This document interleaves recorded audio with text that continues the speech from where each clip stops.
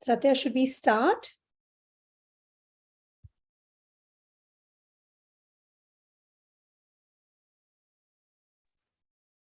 Good evening and welcome to today's Asset Colloquium. Today we have a very interesting speaker and also the topic. The speaker is, of course, Dr. Saloni Atal, who is going to speak on a gender analysis of women's distress in informal settings in Mumbai. Yes, you must have noticed this is slightly a different title than what she actually gave us, a more catchy title. But nevertheless, of course, the material is going to be something what is given in the abstract.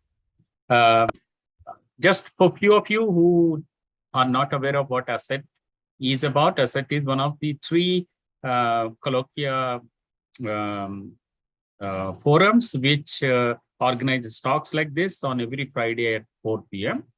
We do have two other colloquia. One is NSF, Natural Sciences Faculty Colloquia, on Wednesday at the same time, and also one on mathematics that happens on Thursday, also at 4 o'clock. And this particular forum kind of complements the other two colloquia, namely the physics and NSF and the mathematics. We organize more talks on instrumentation, electronics, detectors, and so on. But also very often we also organize here talks on medical fields and other related or connected areas as well. And by far and large, it's quite a popular forum because we organize talks on varieties of topics, unlike the other two. So with this few words, I now want to first thank my colleague, Professor Vidita Vaidya, who actually proposed this talk and have been responsible for having this here. And she would also formally introduce today's speaker. Thank you. Thank you, Satya. And the Asset Colloquium is indeed a wonderful forum for us to hear about developments in diverse disciplines. And for today, we have Dr. Saloni Atal with us, who is a social and developmental psychologist by training. And thank you so much, Saloni, for agreeing to give this Asset Colloquium. So it's my pleasure to introduce Saloni. Saloni did her undergrad at University of Hong Kong in psychology and then went to Cambridge for her PhD in developmental psychology, where she was a Gates Scholar. And some of the work that she will probably talk to us about today derives from some of her doctoral work when she was at Cambridge, which involved a multi-methods analysis using the Muktangan cohort in a sense. And we'll hear more about it as she goes ahead with her talk today. She has since then also worked as a guest lecturer at the London School of Economics, was a senior associate with a social investment consultancy, and is presently with Dalberg, where she's a global monitoring, evaluation, and learning specialist. And she does bring the incredible ability to look at impact of efforts that go out there. And one of the things that we know is that assessing impact of movements, efforts, etc., is actually one of the hardest things to do. And so really looking forward to listening to Saloni's talk. Saloni, it's all yours. Great. Thank you so much, Vidita, for giving me the opportunity once again for delivering this talk. Since leaving academia or taking a break from academia and working at Dalberg, which is a strategy consulting firm, I don't have the opportunity to connect as much and talk about my research. So it's really, really fantastic to have the opportunity to speak at the forum today. And thank you as well to Dr. Satya Narayana for helping coordinate this event and make it possible. So I'm just going to start by telling you a little bit more about my background to set the context for the talk. So like Vidita said, I recently completed my PhD at the Cambridge Institute of Public Health. I submitted and defended it last October. My PhD was in social psychology. And today I'm presenting one of the strands of my research, which was on how we should conceptualize and think about the mental health of women in non-Western marginalized settings. I'll be focusing in my presentation on presenting the results of a paper that I wrote on this topic with my PhD supervisor, Juliet Foster. The paper was published in Transcultural Psychiatry. It's on the screen, so hopefully you can see it. It's an open access paper, so you can read it online. I can also link it to you if that would be of interest. So I'll both be talking through the rationale for this paper and contextualizing it within wider debates in the field of global mental health surrounding the role of culture in thinking about mental health and the right way to conceptualize the mental health of people in very marginalized settings. So as you might be thinking by this stage, this is not a very mainstream research topic, not even for a mental health researcher. So I want to tell you a little bit about why I personally became connected with this research topic. And I think a big part of that has to do with the fact that I grew up in Mumbai. On the slide, you see an image of what Mumbai looks like when you're flying in to the city. You'll typically see the high rises, and at the same time, you see the blue tin roofed huts, which are slums. If you've lived in Mumbai for a long time, this is probably a familiar sight for you. So as a person of relative privilege, growing up in an environment of this kind of contrast, that sensitized me to what poverty is, what poverty looks like. And when I became interested in doing research, I wanted to use my research to understand the mental health consequences of living in poverty, and also to find solutions to help people facing mental health problems, people who are poor facing mental health problems. So that's a little bit about why I became personally motivated to do this research and curious about this research topic. I also want to spend a few moments talking about slums. And presenting a few definitions to set the context a bit more. So informal settlements, or slums as they're called informally, are part of the urban transition in cities like Mumbai. The people who live in these sorts of slums usually come from rural areas in search of better jobs, better education, and a chance at upward mobility. So often they're not people who are at the poverty line, but they're forced to live in these environments because of lack of access to public housing facilities. And also because real estate in Mumbai is very expensive. Nearly half of Mumbai's slums are not notified, which means that they're not legally recognized by the local authority and are not entitled to public services such as piped water or electricity. Slums are characterized by 4 forms of deprivation, which include poor housing quality, overcrowding, lack of access to public services, and the risk of forced evictions. I also just want to say that while slums are characterized by these various forms of deprivation, it's important to recognize that they're not just places of suffering or disease. The image on this slide is of Dharavi, which you might be familiar of. It was where the movie Slumdog Millionaire was shot.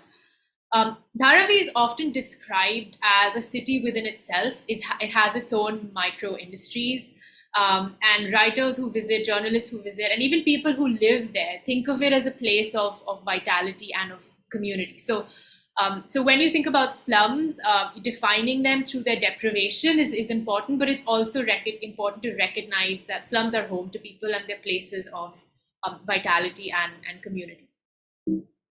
Another thing I want to say about slums and urbanization more broadly is that it does not have the same consequences for men and women. The late famous human geographer Sylvia Chand said that slums are actually gendered spaces, and living in slums often has more negative consequences for women than it does for men. And that's because women have more limited opportunities for formal work because of the ways in which labor markets in cities are structured. They are at more risk for developing health problems because of the conditions of living in slums, lack of access to public toilets. And all of these factors put an enormous strain on women who live in these environments, with negative consequences for their personhood, their sense of self-esteem, and their mental health. So it's important to look at slums from a gender angle. Because of the living conditions of slums, slum dwellers, and especially women who live in slums, are at risk for developing mental health problems. But the data on the mental health of slum-dwelling women is outdated, patchy, and quite limited. They're almost like an invisible group. Not a lot of researchers or funders are actually interested in understanding the kinds of mental health problems that women in these types of environments face and the kinds of solutions that would be effective for alleviating their mental health problems. The data that we do have on this group was generated by a movement called the Movement for Global Mental Health, which you might be familiar with. It was started about a decade ago now by an Indian psychiatrist called Dr. Vikram Patel and many others from across the world. And their goal was to bring attention to the rising burden of mental health problems among people living in poverty, to say that poverty is not just something which has an economic dimension, but also has mental health consequences. And through this movement, we have some data on slum dwellers, and that includes data in two areas. One is on the prevalence of common mental disorders such as depression and anxiety, as well as factors that increase risks for developing common mental disorders. Dr. Vikram Patel's work here is quite prominent, and some of his studies show that women in poverty are more likely to develop depressive disorders, and this is due to gender-related factors such as cultural norms, exposure to intimate partner violence, as well as reproductive and maternal health. The other area where we have data is on access to treatment and patterns of care seeking. There are a number of studies within this category of research which look at the impact of training non-specialists and community workers in delivering mental health services. So these are two areas where we currently have some data on slum dwellers. But there's also been criticisms of the kind of evidence that's been generated about this group, especially from the discipline of social psychology. So a number of people have criticized the framing of distress under poverty as common mental health disorder. Arthur Kleinman, for example, who's a famous critical psychiatrist, argues that in representing the mental health problems of people in non-Western settings, especially in poor settings, through language like depression and anxiety, we're making a categorical fallacy and assuming that these labels are actually culturally valid and relevant.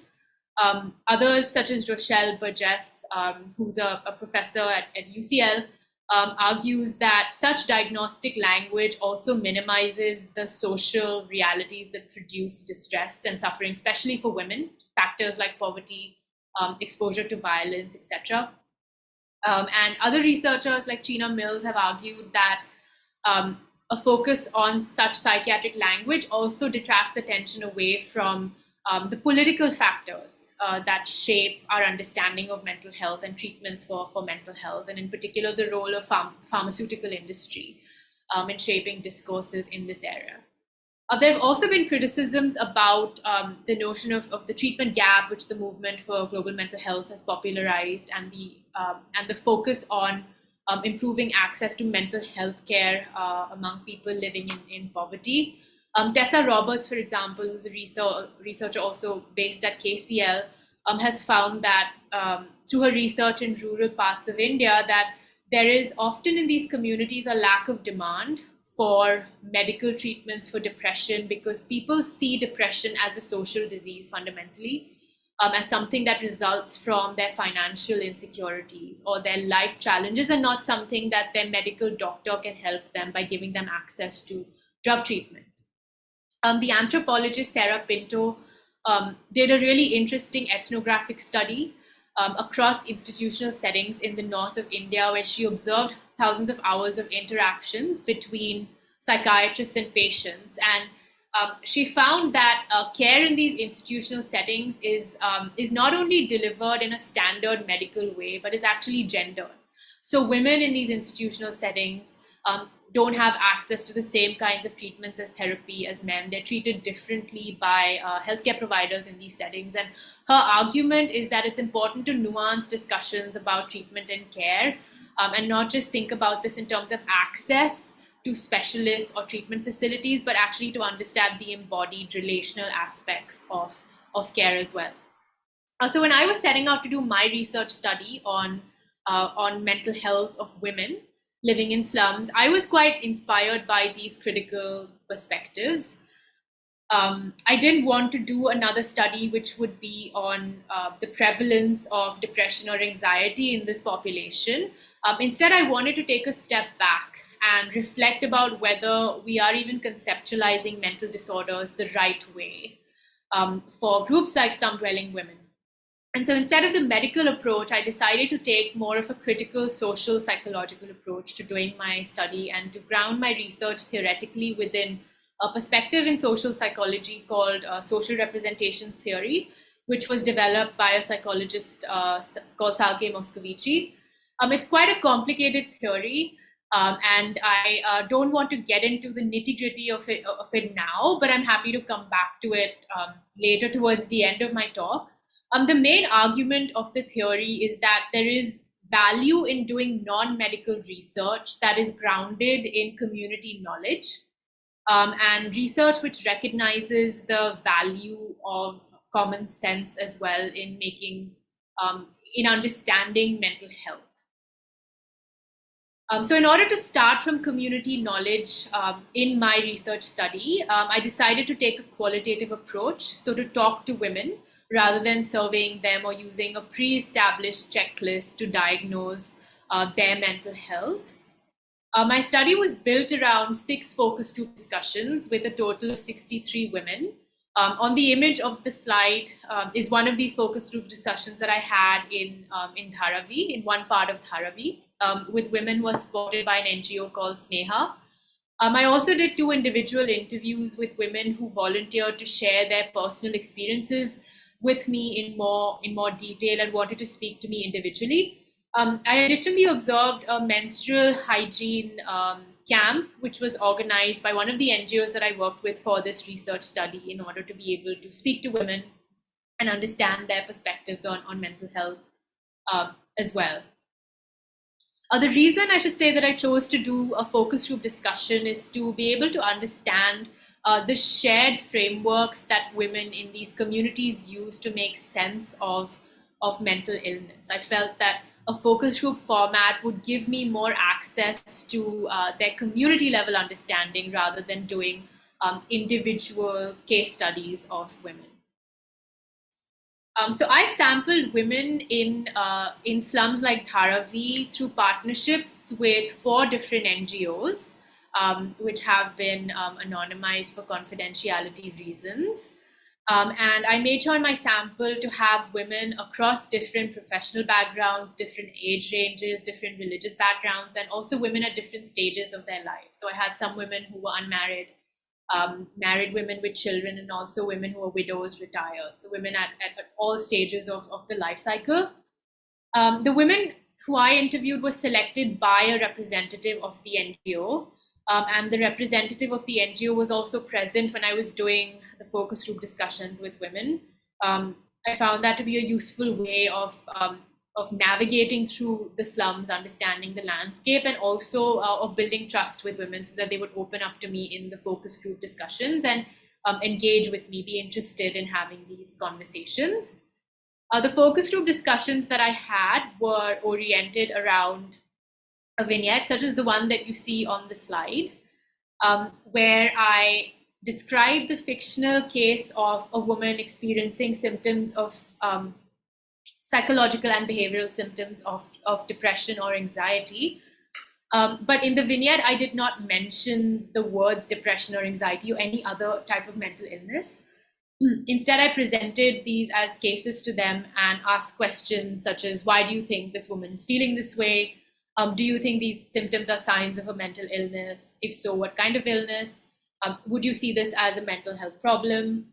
What care is available in your community to address these types of problems, et cetera, et cetera.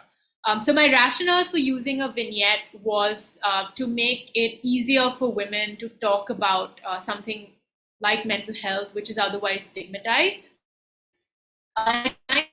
Vignettes with reference to a training manual that's used to train non-specialists.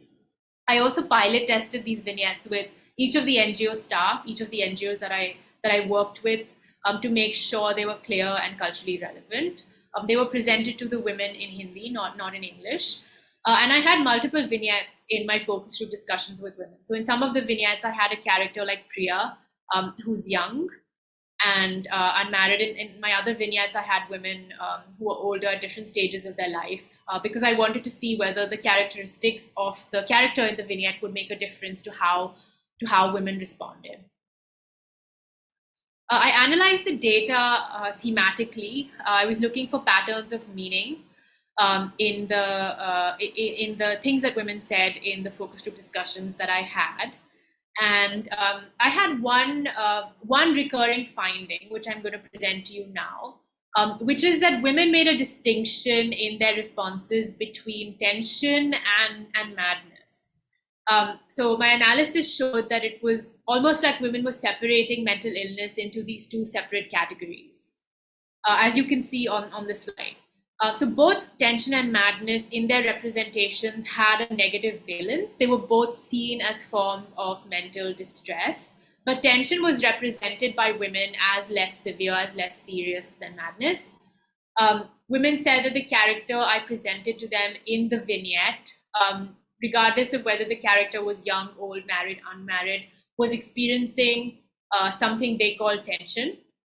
They used the English word tension and said that this was a relatively normal response to stressors that a woman like the woman in the character would have typically. The age of the character in a vignette didn't seem to make much of a difference to how they described tension. They linked tension both to everyday forms of stress and also to more profound pressures related to gender inequality, family conflict, and living under chronic conditions of poverty. They did not see tension as an illness in need of medical intervention. On the other hand, madness was represented by them as something that is qualitatively different from tension, that is more abnormal and associated with losing your mind. Unlike tension, which they described as a relatively normal part of life's stresses, madness was seen by them as a serious psychological state that results in people becoming dangerous to themselves and to society. And they viewed mad people in stigmatizing terms and said that there's no cure for madness. The distinctions that they made between tension and madness are somewhat similar to the distinctions that you often see in studies on lay understandings of mental illness between anxiety, between neurosis and psychosis. I'm going to zoom in on the next few slides on this representation of tension, and we'll present some quotes from my focus group discussions and interviews as well to give you a deeper sense of how they described and how they talked about tension. So tension was linked by women to three forms of stress. One was family conflict. And this emerged very prominently in my conversations with them. Those who were married spoke about the tension caused by alcoholic, unsupportive, and absent husbands and the associated lack of companionship and financial support that women face. This is illustrated in both the quotes that you see on the slide. The respondent from group A, for example, says that her husband for 15 years has not gone to work. She works from morning till evening and has a lot of tension. The respondent from group D said, I have been feeling very, very badly lately. My head was hurting so much last week that I fainted for a few hours. It was because I've been having a lot of tension. My husband's family in our village keeps asking us for money. You see, there is so much family and money tension. So these are examples of the ways in which women spoke about family conflict as a cause of tension. They also mentioned gender norms and specifically norms attached to what it means to be a woman and to perform womanhood in the community. One of the quotes that a respondent from group D had is, Didi, a woman's life is tension. This is something she said when I asked her what tension is to her. And this quote really stuck with me. It's also a part of the title of my paper because I think it really characterizes how tension almost has a metaphorical meaning for these women. Younger women in my study also link tension to a feeling of suffocation and judgment due to norms that prevent them from interacting authentically with men in their community, such as the respondent from Group B, who says our society is very judgmental about how we speak to men, whether we go to their houses or get too close to them. I personally do not look beyond my work and my home. Married women in my study link tension with conflicts in the household, especially married women who have to move into their husbands' homes and face harsh expectations from their in-laws, such as the respondent from Group A who says, once you're married, you are under the care of your husband and his family. If for some reason they are not good to you, then life is hard and there is tension. A third cause of tension that emerged prominently is poverty. And this was particularly the case in my study for mothers who frequently discuss the tension as being a result of the pressure they face to be a good mother under conditions of chronic poverty and for providing for the education and health needs of their children in a community context where there are few job opportunities for them and very limited access to social protection. In the quote that I've presented on the slide from Group D, the respondent is saying that her distress is not due to her own hunger, but is due to the agony of being unable to feed her children. So you can see in her quote, she says, sometimes when things are bad and I can't feed my children, I start feeling helpless. There is just too much tension. I'm also going to present some quotes to illustrate how women talked about managing tension in context of their everyday lives. So in their efforts to manage tension, women relied on their own psychological strategies and social resources and generally did not see it as necessary to seek professional help from a psychologist or from a medical doctor. At a psychological level, they said that they endeavor to reframe their life situations. The respondent from Group D, for example, said that she spoke about resilience as a moral imperative and said thinking positively is vital. If today is bad, tomorrow will be better. That is how I see life. Start every day anew. Through this statement, it's almost as if she is creating his or her own wajud, which means existing. So it's almost as if she's trying to claim a kind of moral citizenship by building a sense of self-worth that is independent from her exclusion as a slum dweller. In addition to psychological strategies, women also spoke about social strategies that they use, including seeking advice from their friends and sharing their problems with each other. The respondent from Group C says, whenever I come here in the morning, before we start our work, we always talk to each other and share everything that's happened to us. This takes away all of our tension. When we go back home, we have a fresh mind. So for this respondent, her workplace is a form of releasing tension and managing it. It's a distraction from the worries that she has at home, and it provides an opportunity to meet and connect with other women in similar situations. Less commonly, women said that they sought some kind of expert advice in order to manage their tension. None of the women in my study spoke about seeking advice from supernatural healers for their tension.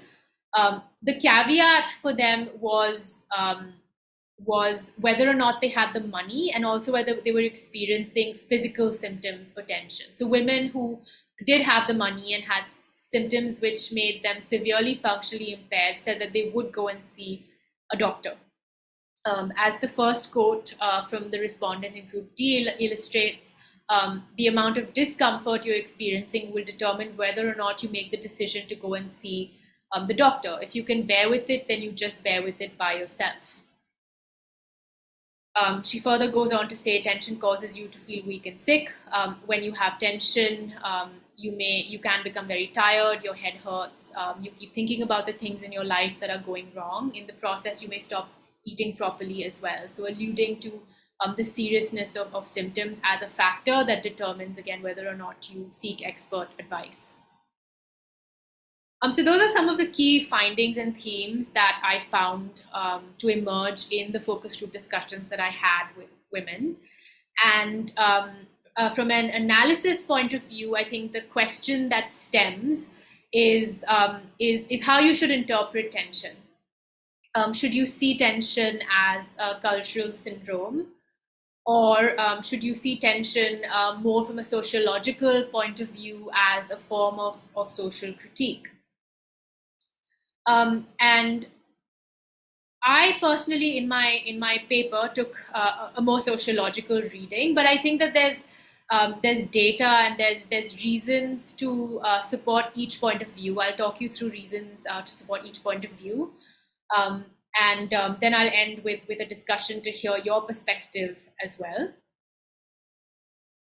So reasons to conceptualize tension as a cultural syndrome. The first reason is that in my own data, there is evidence that tension is not normal.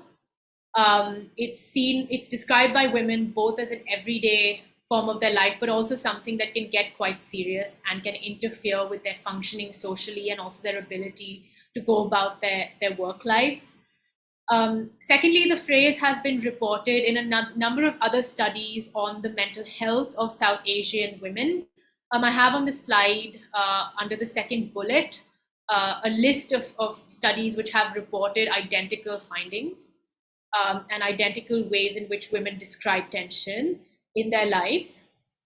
So that suggests that tension is a cultural expression for mental illness among women.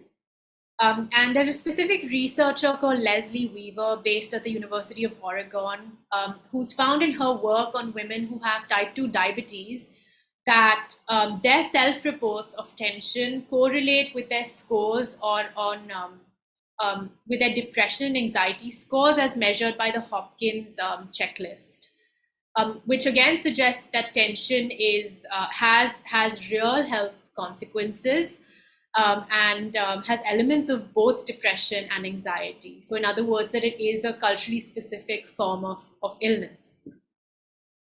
But like I said, while there is data and evidence to suggest that tension is an illness, there are also reasons to take a different reading and take a more sociological perspective. As I mentioned in my paper, I took a feminist reading of the data.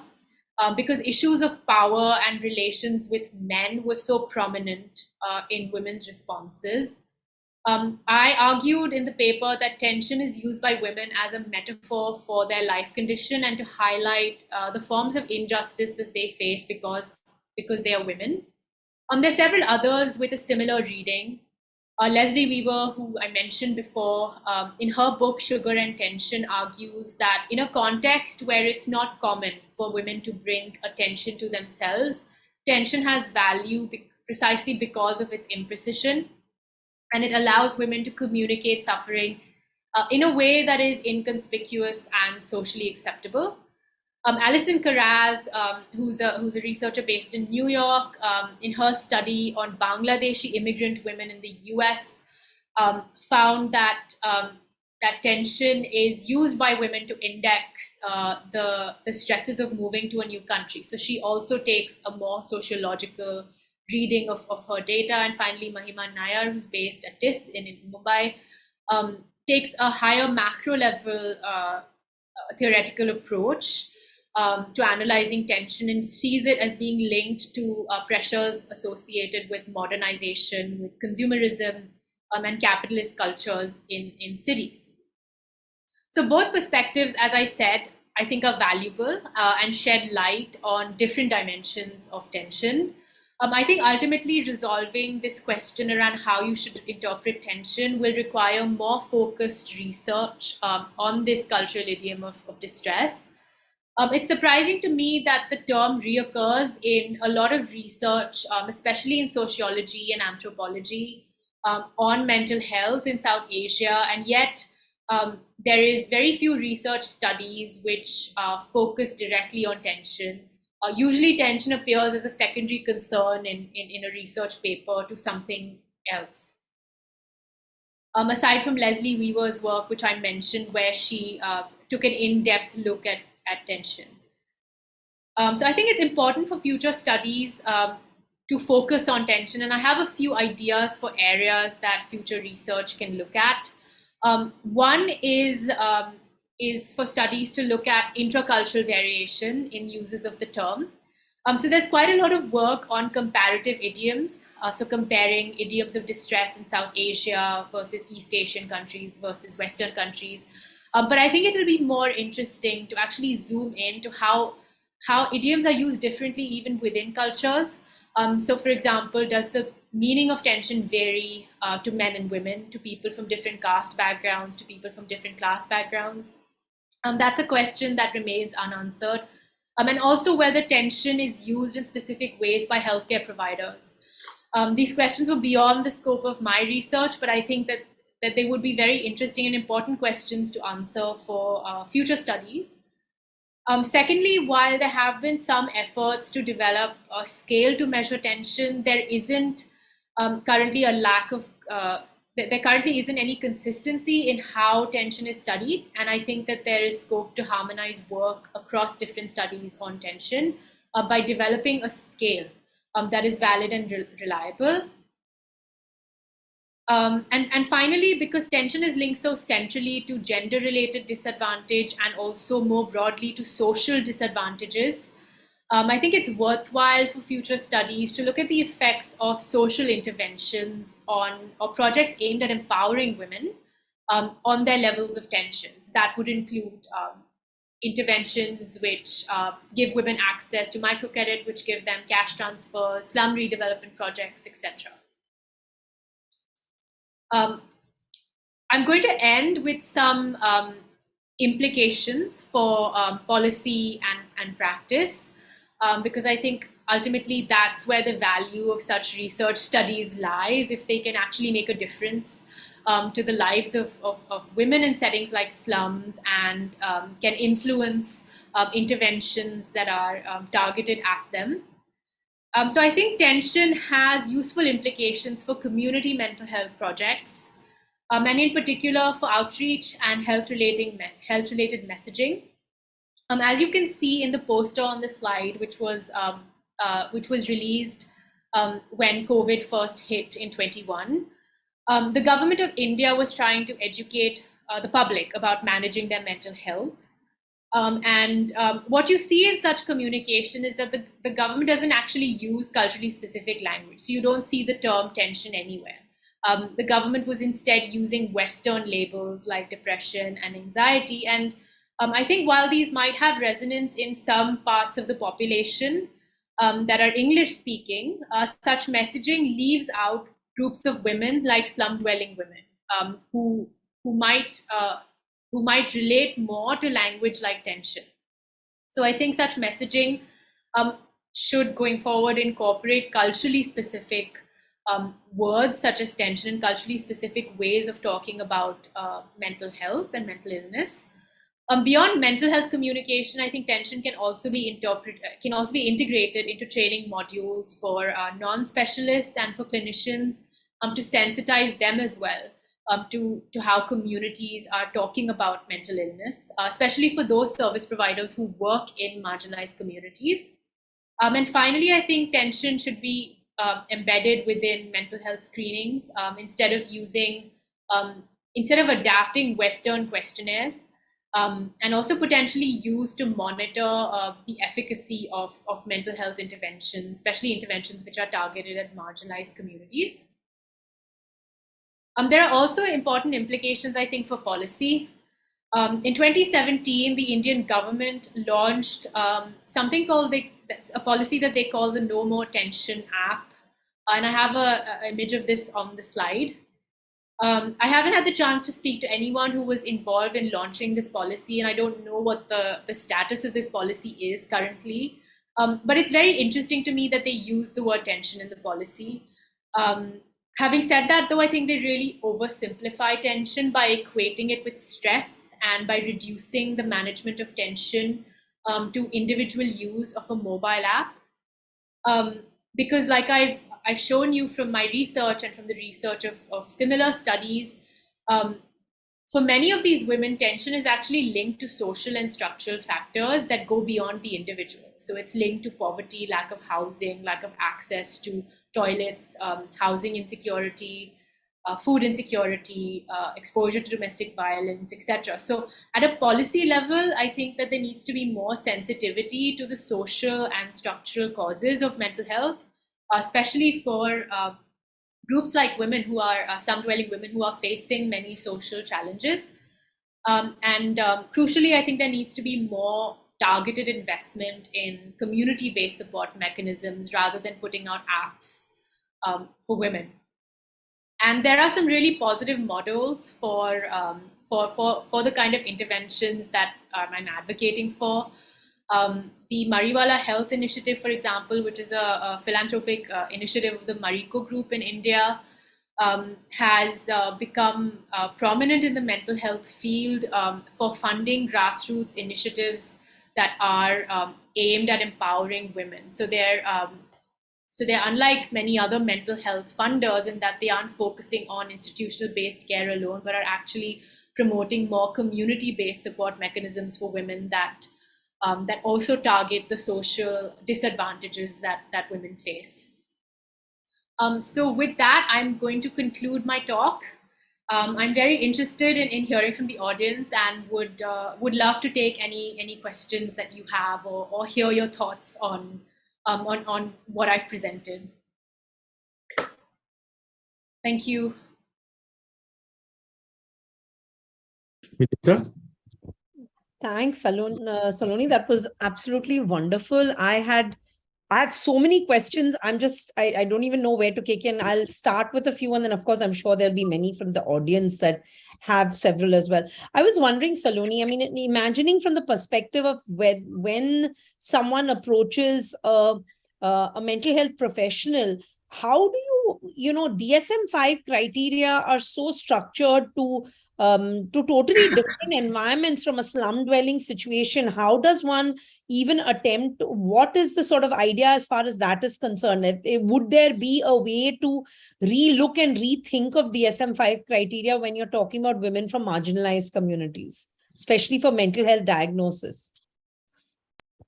Yeah, thanks for the question, Vidita. I think it's a really important question. And there has been an argument made to contextualize DSM to different cultures. I think the manual already has a section where they list out certain well-known cultural expressions for mental illness like tension. So the Japanese one, Taijin Kyofo-sho, for example, is a famous one that the manual already incorporates. But it doesn't have the full list of idioms of distress, and tension, for example, doesn't feature into the manual. And the process for actually changing how we diagnose mental illness in non-Western communities, and especially poor communities, I think is it's going to be a slow process. There's no simple solution.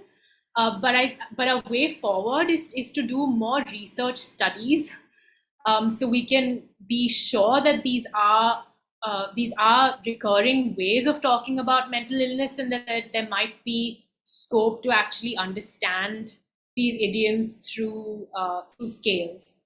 So in short, I think the way forward is to do more focused research on cultural idioms of distress instead of having a one-size-fits-all approach where we're adapting Western diagnostic systems in non-Western contexts. I don't know if that answers your question. Oh, no, it totally does, because I was also wondering, how, for example, did you have a subset that looked at potentially postpartum depression or postpartum related mental health challenges? And was that a subset that you picked up during your research as well? Yeah, some of the women in my study were mothers, but I didn't have any recent mothers. Mm-hmm. So in my study, the postpartum lens wasn't very prominent, but there's been other research. Vikram Patel, who I mentioned, his work with Sangat, which is the NGO that he's founded, he's done more targeted research on women who have just given birth, and there actually isn't enough data to say that that tension is a result of is something that women experience once they've given birth. It's really an empirical question which needs to be answered through more research studies on postpartum postpartum mental health problems, but it's documented as you would know that postpartum depression is common. Right. Satya, we can open the floor for questions. If people can unmute themselves and ask questions directly or Sure. put them in the chat. Sure. Yeah, please. Please unmute yourself and ask question directly to the speaker. Alternately, of course, you can also type in.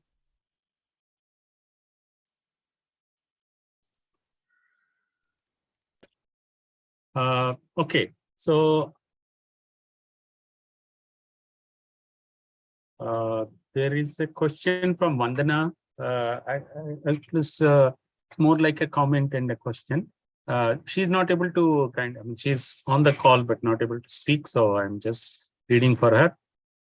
I also found it very interesting that these women did not seek help from so-called supernatural powers. This again will strongly depend on cultural diversity, but I would say that this is progressive. This is the progressive city, and because of their exposure to metropolis life, I mean that is the question. Is it because they live in a metropolitan city? So does that have anything to do with the fact that they actually didn't go and took consultancy from supernatural powers or people who claim for them? Yeah, that's a really great question, Vandana. Thanks for the question. My hypothesis is that women were not being upfront about seeing traditional healers because I think they were either afraid I would judge them or they weren't comfortable opening up. Because the other research studies, especially by anthropologists who spend a lot of time in these communities and build strong relationships with people in these communities, show that they have a pluralistic attitude towards managing their mental health. So they will go and see the local doctor, and they at the same time they will go and see the local Baba or equivalent of a supernatural healer or a religious healer. So none of the women admitted to it, but I don't think that's a true reflection of their patterns of care seeking. And the point about modernization, I think the consequence of modernization is pluralism. That they don't just see religious healers now, but they will also see a medical doctor who gives them a medical treatment. And somehow the two forms of treatment coexist, but they're very different.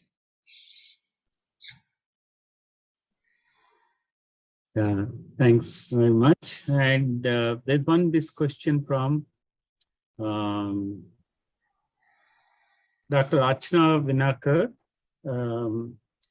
The question is, was there any age-related differences seen in symptoms of this study group? Thanks for the question, Dr. Vinarkar. I did not see any differences in the symptoms, but that's also because that wasn't one of my research questions. I was interested more in sense making. So the language that they use to talk about mental illness, and women unanimously across ages use tension. The causes of tension were slightly different. So for younger married women, conflicts with their mother-in-law were mentioned more frequently than older women. But other than that, I didn't see any specific differences in their symptoms. But I think answering that question will also require more focused research on women from different age backgrounds.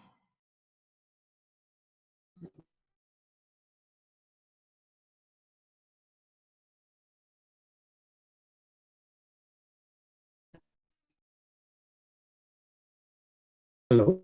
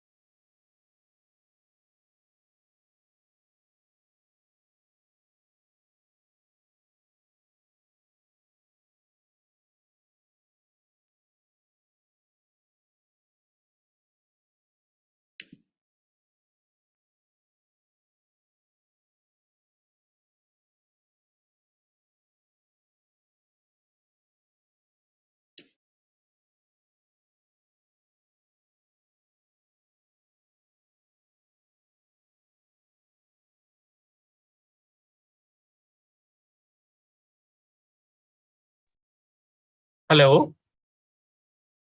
Yes. I'm sorry, I had a network outage. I guess so. I had kind of blanked off. I hope all others are. Just a minute. Is Vidita online? Yeah, I got booted out. I got booted out. It was. No, I think there's a network problem, and I myself, I mean the Zoom had just come out of it. Yeah. I Sorry, got. I'm very sorry about that. I think you were answering Dr. Vinakar's question when I had to kind of force myself out. Yeah, I did answer her question. Okay, great. Yeah, great. I'm not sure whether we had any more questions. Just give me a second, please, because let me get back to my. Yeah, are there any more questions, please? I was just wondering if I could ask one more. I was wondering, please. Saloni, in terms of policy making / a collective effort across NGOs. I mean, you described 4 different NGOs that you resourced, your groups from, etc. for discussion. Is there a sort of a pan effort across NGOs that are working in this space, which may not be focused on mental health, but may extract information which is relevant to mental health? To coordinate efforts and to come up with a way of looking at potential interventional approaches or community-based interventions that could help alleviate. I mean, some of it is so deeply systemic in that unless you tackle the serious challenges of the circumstances, it might be not that easy. But is there an effort that is collective in a sense across this, or even coming from perhaps more coming from the government, or is there any body that is working towards this? Do you have any idea that you would be able to share with us? Yeah, I don't think that there's a collective effort within the NGO space. There is some advocacy. I mentioned one organization I know of called the Mariwala Health Initiative, who are a grant-making organization. So they're trying to transform the grant-making funding space for mental health, especially mental health targeted at marginalized communities. So I would say there is progressive movement within the funding space in India and also globally. There are a few NGOs, Sangat is one of them, that is working on generating more data about these hard-to-reach groups and piloting different kinds of interventions, low-cost interventions run by non-specialists to reach these groups, and also the ways in which integrate medical and social interventions. But on the policy front, I don't think we are in a very progressive place. No, I mean, it's interesting you mentioned Sangat, Satya. That would be an incredibly useful organization for us to sometimes have someone from Sangat talk to us at TIFR. They've had a real large effort pan-country across the nation. So it would be very interesting. Sure. Yeah, that might be a organization very valuable for us to hear from as well. Thanks so much, Saloni. Thank you. Thank you so much for the questions.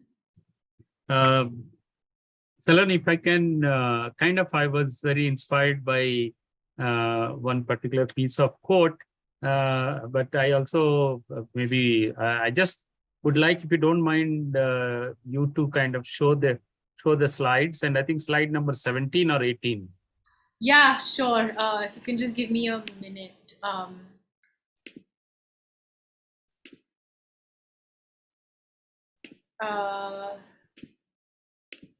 I'm actually just gonna have to log into my mailbox again. Oh, okay. Sorry. Okay, that's fine. No, I don't think I'll be able to kind of reproduce what your respondent has actually said precisely, but this was something to do with that she is getting a respite by talking. She said in the morning, when you come to the work, we actually talk to each other, and that helps a lot to kind of bring down our tension. I think this is roughly what the... that's right.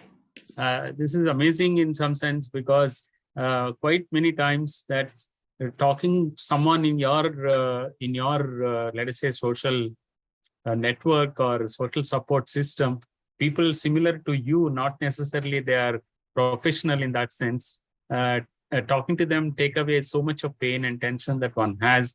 This is what we experience day in, day out. Many times, of course, there are different way of psychologies that people talk about and why it helps. Knowing that someone else is equally suffering like you. I don't know what actually happens in psychologically, but this is a great kind of a cure in that sense, because it brings down the pain that one has by talking to others. So how do you kind of formalize this? I mean, this is an experience I hope many of us do face, but how do you formally say what happens really, how it helps knowing someone else is also is suffering like us, brings our own pain down? Yeah. Excellent. Yeah, this is the slide, right? Yeah. Yeah. You just managed to find social it. strategies. Yeah. So this was a social strategy. So your question is why this is effective? Yes. I think the answer is somewhat straightforward. It's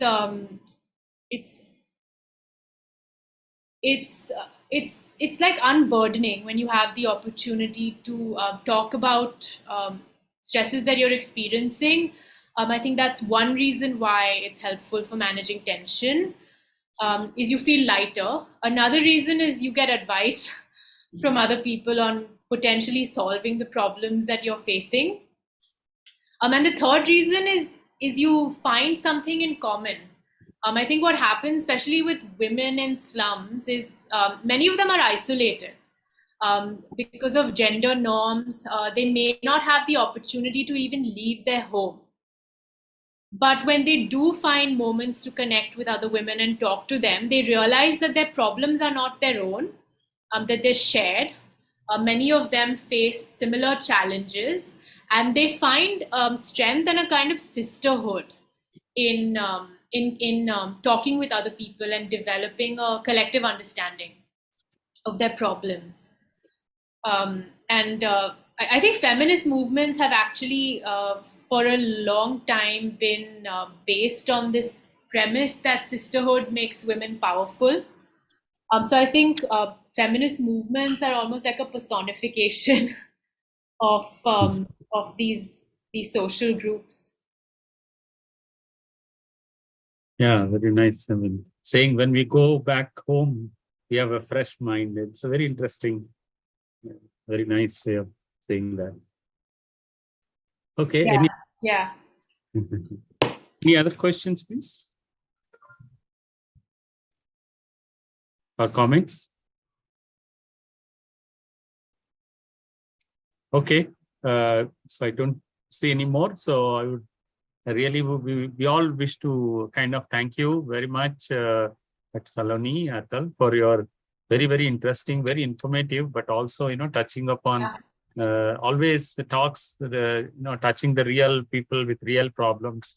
It always has a different kind of connotation, and that brings so much together, the research and actual the change that makes to a larger community in which we live. It's a very fulfilling, I'm sure, but it was a very, very interesting talk. I want to thank you. Of course, thanks are due to Vidita for bringing such a wonderful speaker who shared her thoughts and really made us think a lot in this direction. Thank you very much. Thank you so much for the opportunity, Vidita and Dr. Satyanarayana. I really enjoyed it, and I'm glad I wasn't challenged by the neuroscientists, because I felt like it's a very different way of conceptualizing mental illness. So an equally important one. So important to realize that one that it can't do a cut, copy, paste of what works. Absolutely. Yeah.